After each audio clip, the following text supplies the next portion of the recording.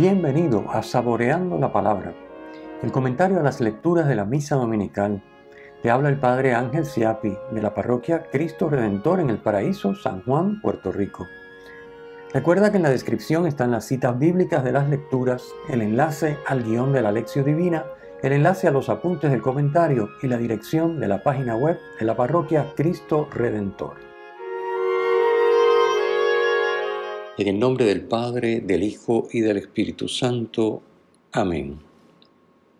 Derrama, Señor, tu gracia en nuestros corazones, para que, quienes hemos conocido por el anuncio del ángel la encarnación de Cristo, tu Hijo, lleguemos, por su pasión y su cruz, a la gloria de la resurrección.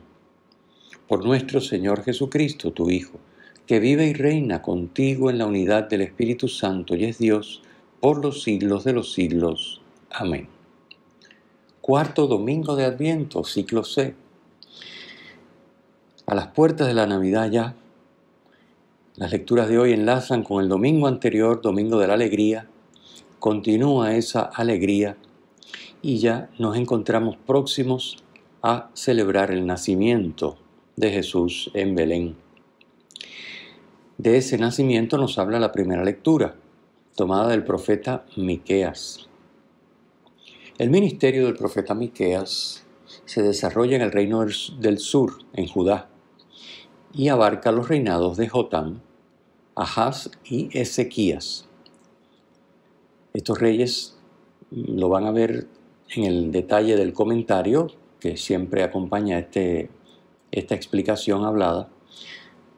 El periodo de años es entre el 759 a.C. y el 698 a.C. Por lo tanto, parte del ministerio del profeta Miqueas coincide con el del profeta Isaías. El mensaje central es la denuncia del pecado y la invitación a la conversión. El libro de Miqueas alterna entre oráculos de amenaza por los castigos por los pecados, tanto en Judá como en Israel, y promesas de liberación. Amenazas de castigo, promesas de liberación.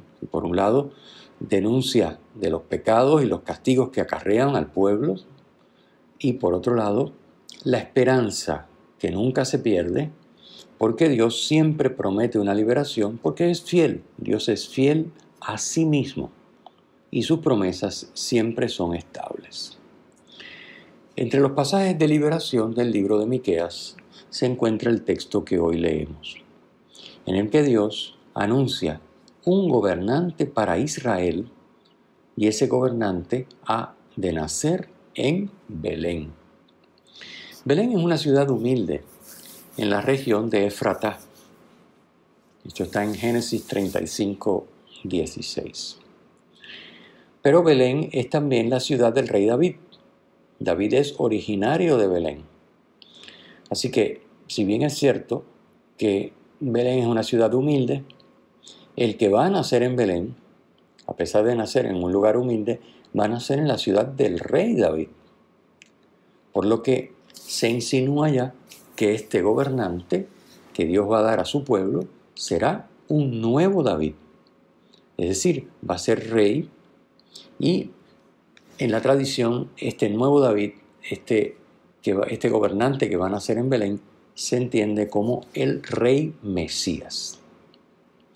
El Evangelio de San Mateo, en el capítulo 2, versículos 4 al 6, aplica este texto de Miqueas que hoy leemos a Jesús de Nazaret. En Jesús de Nazaret se cumple perfectamente este texto. En primer lugar, el texto nos dice que sus orígenes son de antaño, de tiempos inmemoriales. Obviamente, los orígenes de Jesús, siendo Dios y siendo hombre, como Dios, sus orígenes son inmemoriales, es decir, Dios no tiene principio ni tiene fin.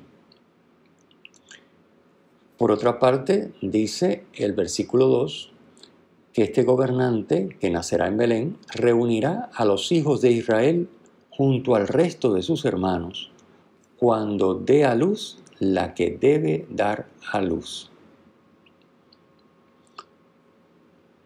dé a luz la que debe dar a luz es una referencia a la profecía de Isaías 7:14. Recuerden 7:14 Isaías, la profecía del Emanuel, Dios con nosotros. Profecía que se cumple en la Virgen María. Así que dé a luz la que debe dar a luz, la que debe dar a luz es la Virgen María. Y el que va a nacer va a reunir a los hijos de Israel junto al resto de sus hermanos. ¿Por qué? Precisamente esa es la misión de Jesús, salvar no solo a Israel, sino al mundo entero. En tercer lugar, este texto se aplica perfectamente a Jesús. Nos dice, pastoreará con la fuerza del Señor, con el dominio del nombre del Señor su Dios. Obviamente, siendo Dios, Jesús pastoreará con la fuerza de Dios.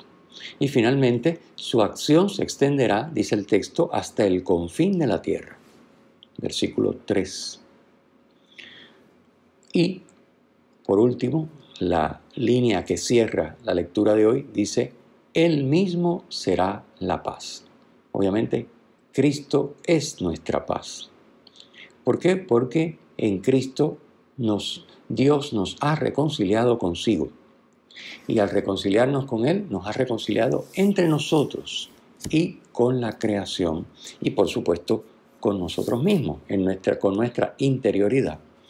Al borrar los pecados y darnos la capacidad de vivir en la voluntad de Dios, esa armonía, esa paz que se crea, es paz con Dios, paz con los hermanos, con la creación y con nosotros mismos. Y eso es parte de la obra redentora de Cristo. Por eso, Él mismo será la paz, como dice el profeta Miqueas en la lectura de hoy, versículo 4. Pasemos a la segunda lectura. El autor de la carta a los Hebreos, ya sabemos que contrapone los sacrificios de la antigua alianza, sacrificios que eran ineficaces en el sentido de que no podían borrar los pecados, al único sacrificio de Cristo. El sacrificio de Cristo es uno solo y por ese sacrificio todos quedamos santificados por la oblación del cuerpo de Jesucristo hecha una vez para siempre, dice el versículo 10 que hoy leemos. Así que, por un lado, los sacrificios de la antigua alianza, a esto dedica los primeros 4 versículos del capítulo 10, la carta a los Hebreos. Por otro lado, a partir del 5 hasta el 10, el único sacrificio de Cristo. El que de verdad redime, el que de verdad perdona los pecados, el que de verdad nos santifica, y un sacrificio que no se tiene que reiterar, como los sacrificios de la antigua alianza, sino que es único, una vez para siempre. Los sacerdotes en la antigua alianza ofrecían víctimas exteriores. No se ofrecían a sí mismos, ofrecían animales. En la nueva alianza, Cristo no ofrece algo externo, sino que se ofrece a sí mismo. Cristo es, por tanto, sacerdote y víctima a la vez. El antiguo sacrificio externo en la alianza del hombre con Dios ahora queda abolido para hacer del hombre mismo un sacrificio total. Y el que inaugura esta nueva alianza, donde el hombre mismo es un sacrificio, es Cristo, el primero que se entrega y que se ofrece. Pero no el único. Con Cristo estamos tú y yo llamados a entregarnos, a ser también sacerdotes en Cristo sacerdote y víctimas en Cristo víctimas. El texto de hoy nos deja bien claro que el sacrificio de Cristo no consiste en su inmolación mediante la muerte. O sea, no pensemos que el sacrificio de Cristo, del que estamos hablando, y que sustituye a las víctimas. Antes se inmolaba una víctima exterior, se ofrendaba, se sacrificaba una víctima exterior. Ahora es Cristo el que se ofrece, el que se sacrifica, y el que muere. No pensemos, porque esto siempre uno piensa así y se puede equivocar. No. El texto nos deja bien claro que el sacrificio de Cristo no consiste en que se inmole muriendo en la cruz. Ese no es el sacrificio. El sacrificio consiste en inmolar su voluntad, en hacer la voluntad de Dios. Hay una pequeña diferencia. Ciertamente este hacer la voluntad de Dios le va a llevar a morir, pero no es lo mismo. El sacrificio no consiste en morir. ¿Por qué? Porque el Padre no se complace en la muerte de su Hijo. No es que la muerte del Hijo sea lo que complazca y lo que aplaque al Padre. Eso no, eso es incorrecto. Tampoco que el Padre requiera una compensación, un sacrificio humano. O sea, tiene que morir Cristo en la cruz para que el Padre perdone nuestros pecados. No, no, no, eso es un error. El sacrificio no es la muerte en cruz. El sacrificio es, y el texto de hoy lo deja bien claro, hacer la voluntad de Dios. Claro está. Ese sacrificio de Cristo que nos santifica y que es su fidelidad a la voluntad del Padre. O sea, la inmolación de su propia voluntad para vivir totalmente en la de Dios, ese sacrificio, esa fidelidad a la voluntad del Padre, lo enfrenta a Cristo inevitablemente al mal que hay en el mundo. Y ese mal del mundo, para deshacerse de Cristo, lo crucifica, lo mata. Entonces sí, el sacrificio es una muerte en cruz, pero esa es la consecuencia del verdadero sacrificio, que es mucho más profundo que eso, porque si no quedaría en una exterioridad y parecería que el Padre es una persona terrible, que lo que quiere es sacrificios humanos para perdonar pecados. No, no, no, no. El Padre lo que quiere es fidelidad a su voluntad. Y eso es lo que el Hijo hace. Cristo, fiel a la voluntad del Padre, lo es hasta tal punto que muere en la cruz. El mal del mundo se opone a esa fidelidad de Cristo a la voluntad del Padre, que es una voluntad amorosa, es el bien para cada uno de nosotros, pero el mal que hay en el mundo se opone, y el mal que hay en cada uno de nosotros se opone a esa misión de Cristo, y por lo tanto Cristo termina inevitablemente muriendo, porque el mal acaba con él. Pero acaba con él aparentemente, lo crucifica y muere, pero ya sabemos, la victoria no es del mal, es de Dios, porque el Padre lo resucita al tercer día.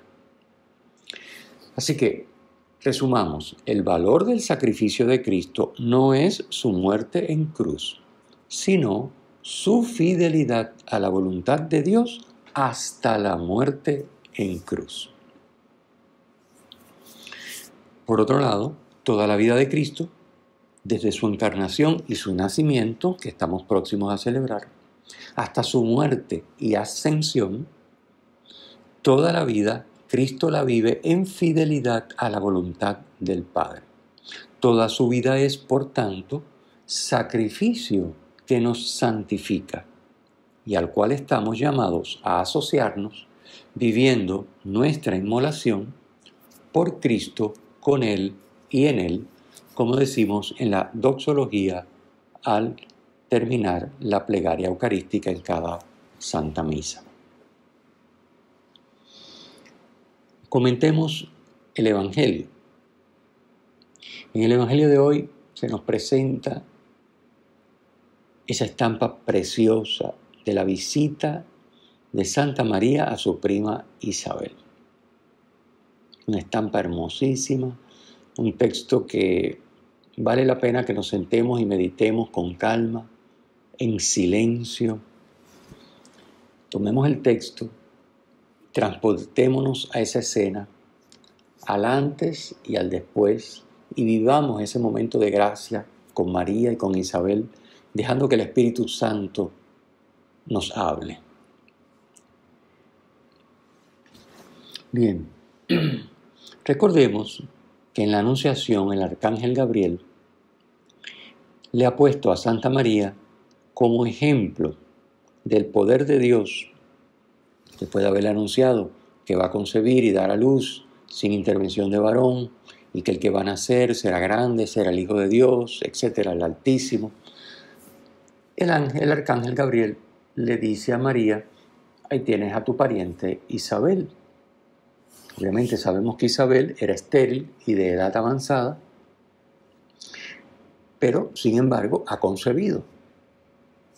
Dios ha obrado en ella y ha concebido. Así que ese es el ejemplo que le pone el arcángel Gabriel a María. De esa manera, María, por medio del arcángel Gabriel, se entera de que Isabel está embarazada. Y luego de que se retira el arcángel, María se pone en camino para visitar a su primo.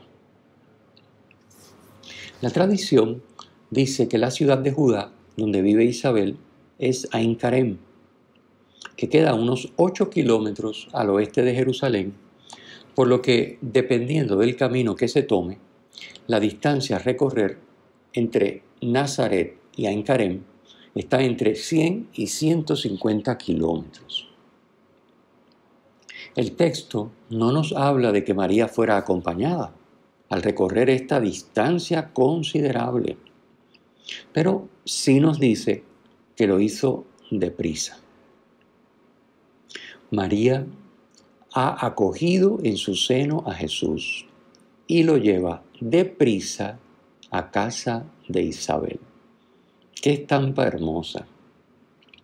¡Qué estampa hermosa! Y qué ejemplo para ti y para mí. Acoger a Jesús implica, exige llevarlo deprisa a los demás. No acogemos a Jesús como algo personal, íntimo y oculto, sino como lo más grande de nuestra vida, la razón de nuestra alegría, el sentido de nuestra existencia y por tanto algo que sin imposición compartimos con todos los demás. En lenguaje bíblico, la palabra visita de Dios, se refiere a una intervención salvadora de Dios. Dios ha visitado a su pueblo por medio de profetas, pero ahora, llegada la plenitud de los tiempos, lo hace por medio de su propio Hijo. La familia del Bautista es la primera en experimentar los efectos salvadores de esta visita de Dios, que ya no va a ser, repito, por medio de profetas, sino que ahora va a ser su propio Hijo, el propio Hijo de Dios, Jesucristo, en las entrañas de María, nueva arca de la alianza, el que va a visitar a su pueblo, y la primera familia que lo va a recibir es la de Juan Bautista, Isabel y Zacarías. Es importante hacer notar, y aquí sigo un comentario de Joseph Roca, tomado de merkabah.org, es importante hacer notar que la escena de la visitación tiene como telón de fondo el traslado del arca, el arca de la alianza, a Jerusalén, realizado por David, y que se nos narra en el segundo libro de Samuel, capítulo 6, versículos 1 al 12. En ambos viajes, el del arca y el de María, ambos viajes tienen lugar en el territorio de Judá y ambos viajes provocan las mismas reacciones. En primer lugar, alegría en los lugares por donde pasa el arca. Y en el Evangelio de hoy, alegría de Isabel.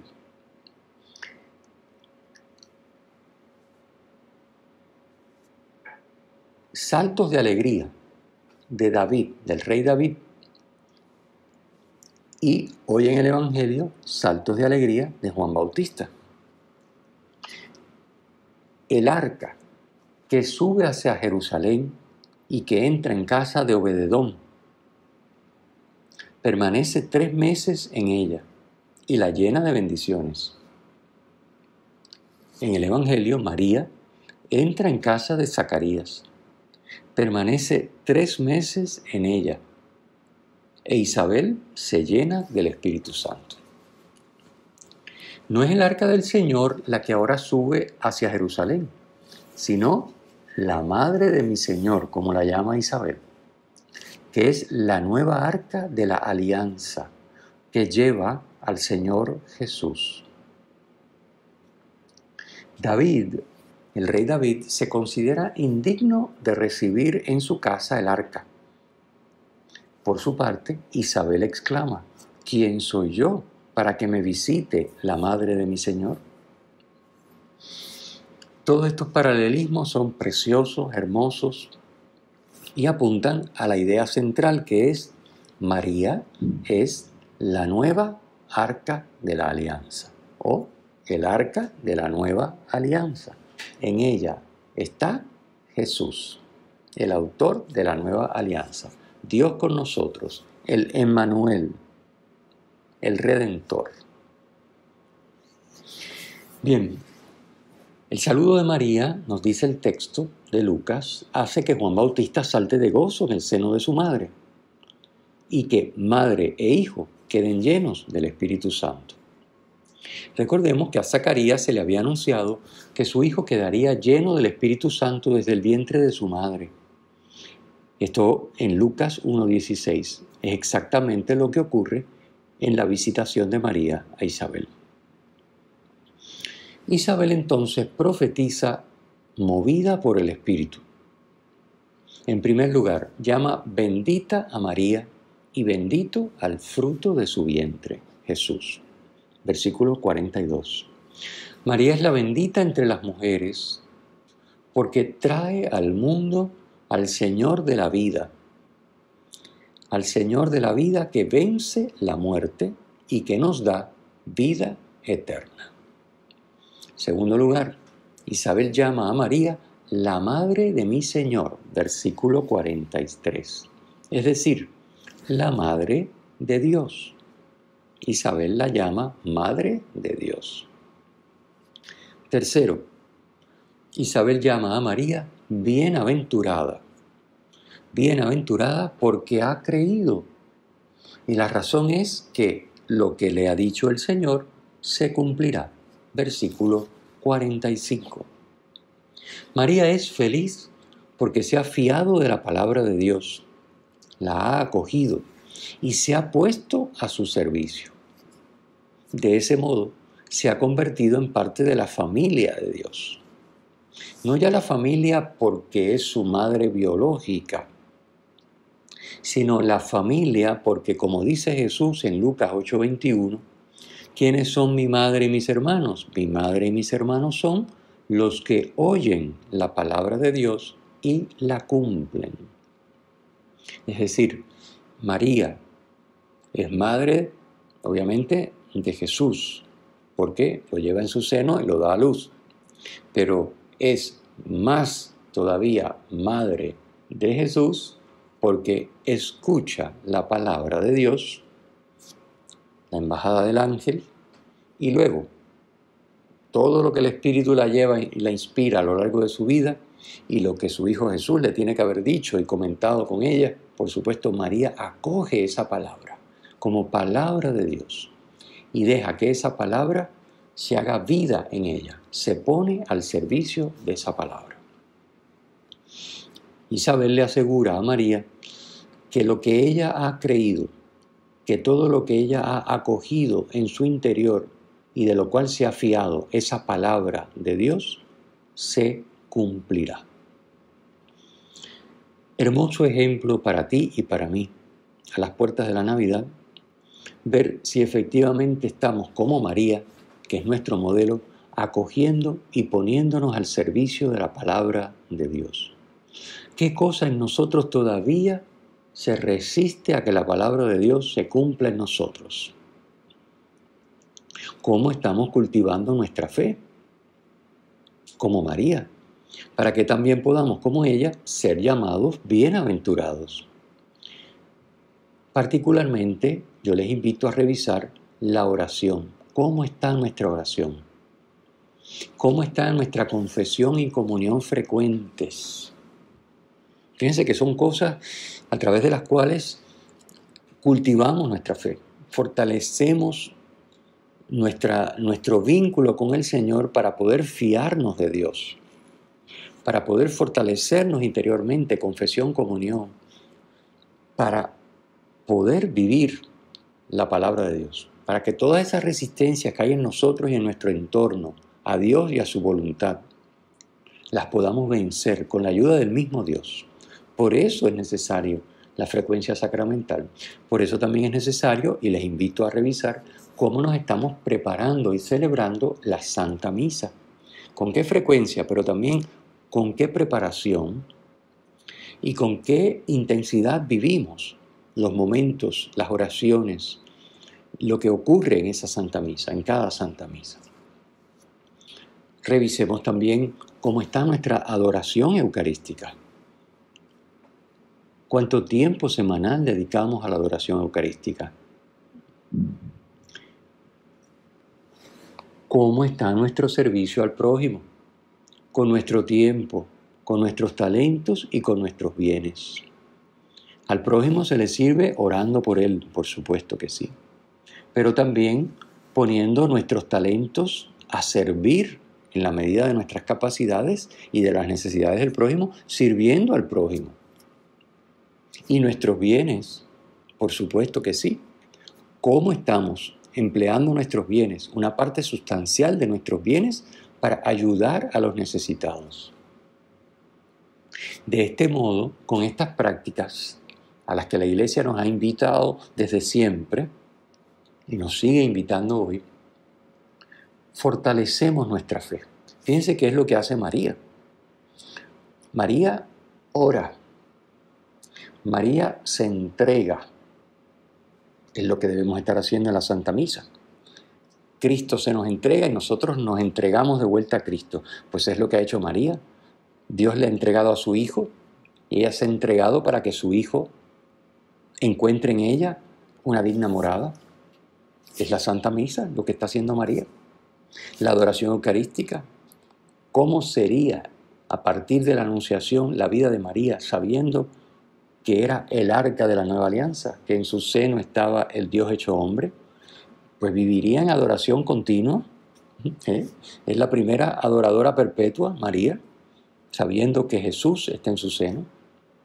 Y finalmente, el servicio al prójimo, pues obviamente lo tenemos de manera explícita en esta visita de María a su prima Santa Isabel. María sirve a Isabel con su tiempo, con sus talentos, pues es mucho más joven que Isabel, y con sus bienes, y así tenemos también nosotros que servir. De esta manera, repito, fortalecemos, cultivamos nuestra fe para que se parezca un poco a la de María y podamos también ser llamados bienaventurados, dichosos, felices. En estos días, antes de la Navidad, hagamos los ajustes necesarios para que esto sea realidad en nuestra vida. El Señor esté con ustedes y con tu espíritu. La bendición de Dios Todopoderoso, Padre, Hijo y Espíritu Santo, descienda sobre ustedes y permanezca para siempre. Amén. Si te ha gustado, usa el enlace para compartirlo con tus amigos.